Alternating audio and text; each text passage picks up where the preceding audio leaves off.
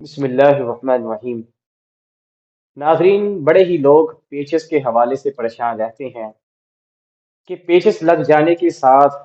ان میں بڑی کمزوری بھی آ جاتی ہے، اور اس قدر ان کو پیچس لگ جاتے ہیں، اس قدر ان کو کانسٹیپیشن ہو جاتی ہے کہ وہ بار بار ہر 10 منٹ بعد واش روم کا چکر لگاتے ہیں، جس کی وجہ سے بدن میں کمزوری آ جاتی ہے، سانس پھولنے لگتا ہے اور بڑے بڑے مسائل کا سامنا کرنا پڑتا ہے۔ آج میں آپ کو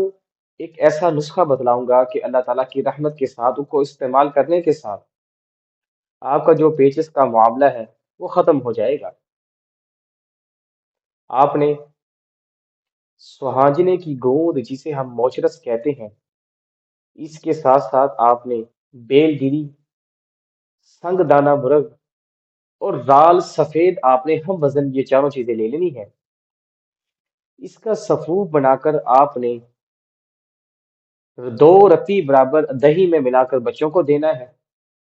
اور 2 گرام آپ نے بڑوں کو دہی دہی کے اندر ملا کے دینا ہے۔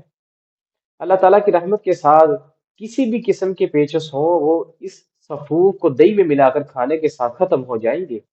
اور جو انسان میں کمزوری پیدا ہو رہی ہے، سانس پھول رہا ہے، پانی کا پیٹ میں کے اندر جو پانی ہے اس کی کمی آ گئی ہے، وہ بھی اسی کے ساتھ ساتھ مکمل ہو جائے گی۔